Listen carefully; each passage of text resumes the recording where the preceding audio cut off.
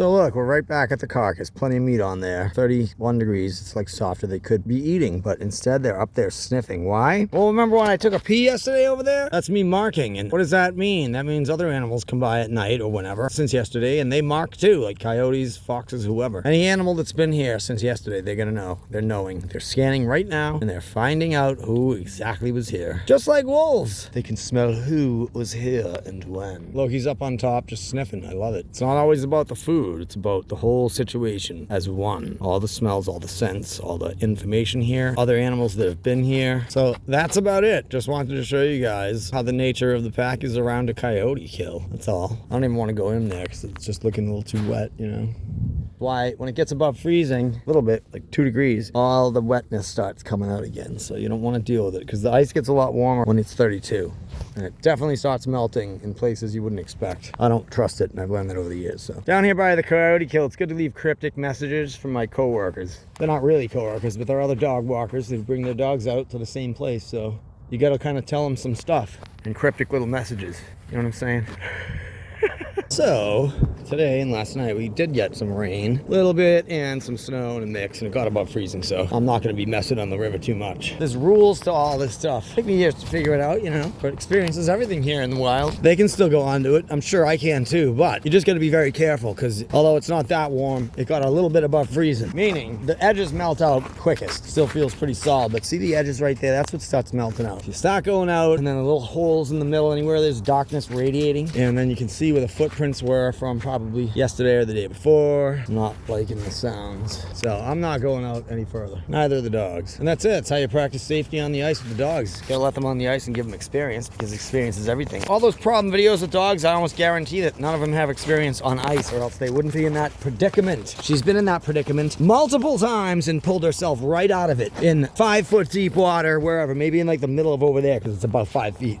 So I know her legs have not been touching the bottom, and she's pulled herself out several times. She's now almost 6, but that's in her youth. They're strong enough when they're young. When they're older, yeah, they might not be strong enough. So don't let an older dog wander onto the ice that you know can't get out of it on its own. All these dogs are young enough, especially this guy. He'll rip himself out of the ice so fast. Same with Mac, because Mac's like double strength because of his weight. So yeah, I'm always with the ice all winter long. There are no breaks. You get some years off, but for 17 years, or however many years I've been doing this, many years, there's ice around. So it's just part of life. It's part of hiking next to a river with a pack of dogs. I'm not going to keep them all on leash and freak out because we're next to the river. That's the dumbest thing ever. They're actually wolves, and they have intelligence that they can use. And they do have souls. Cindy has a soul. All right, thanks for watching. See you in the next video. I said I wasn't going to go on the ice, but yeah, here I am. Just on the edge. Don't worry. I know it's thick enough. So here's the kill after 3 days of studying it now. Look, it moved. Who do you think moved it? Who do you think moved it? I'm going to say the coyotes. Maybe the foxes. Probably the coyote. Couple coyotes this morning. Going for a walk. They pulled it out because it was nice and thawed out a little bit. 34 degrees, I think we were having. So that's enough to just make it a little softer with their teeth. As you can see, the pack is feasting. Even Mac's getting a little taste. Finally, Mac's being a wolf. He's actually interested. Look at it. We get that piece right there no one cares about. All that good meat on it. Look at all that good. That's good meat right there. Nobody cares. So that's where we are. Nature of the pack. Eating a coyote kill. Way after it was killed. Loki's having his fair share of skin fat. Everybody's getting their skin fat. Look at that. Nice. Mac's on that now. He's like, let me get a little bite of it. There you go. This is where the meat is. See? Mac's got the nose. He's getting a little taste. Yummy. Healthy. Healthy and good for dog. Nice and natural. Plenty of bacteria. All that good stuff. This is what they'd be eating if you weren't in their life. If I wasn't in their life. If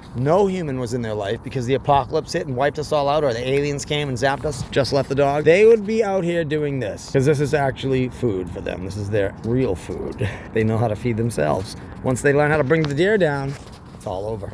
Oh, you're stealing it from Mac, you little bitty. Look at Cindy. She's such a bitty. That's okay. Bring it back in. Do the work. Carry it back over there. This is very boring, and this is probably the end of it. The 2026 kill. It was probably killed in the end of 2025, and here we are, right in the beginning of 2026. Make a note. The last kill that I saw in this area was down over there, and it was last October, but a year ago. So, like, not last October. The one before last October. October 2024. Go back to my videos and see that video, because it's on there. All right, we'll see you guys later. Thanks for watching if you made it this far. Over and out. So all I did was stand like 30 feet away from it. I didn't tell them anything. I didn't say stop eating it. And look, they all just stopped eating it and came right over here. And they're like, all right, let's go. That was good. Isn't it funny? The nature of dogs, which is really that of wolves, but it's like they want to just go be dogs or wolves. They want to go walk, explore territory, chase other animals, and see who else is around and what else is around.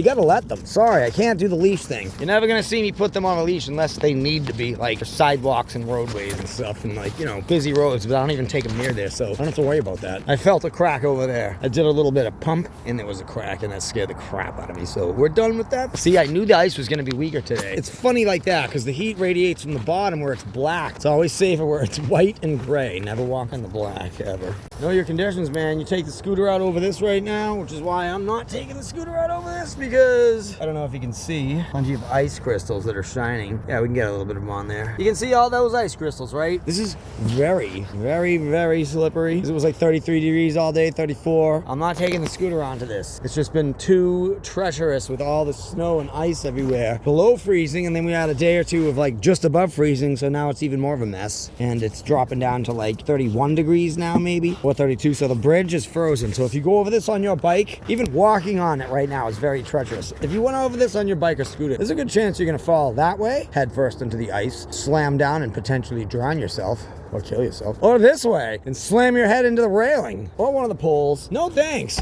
And they're nice sharp edges, kind of. You don't want to do that. So, you know, my advice, know your conditions, know your weather. You're taking your off-road scooter out. Keep it safe. Know when to get off of it. Know when to get on it. That's a place, if I had my scooter, I would have gotten off. That's all. It's not a big deal. We could be riding through this mush, frozen, wet mess, but it's slippery, so you got to be very careful. I'm just going to wait it out until it's 40 again, and then I'll take the scooter out. We'll have some 40-degree days very soon, so stay tuned. See you in the next clip. Hey, girl, get up there. Go fight the coyotes.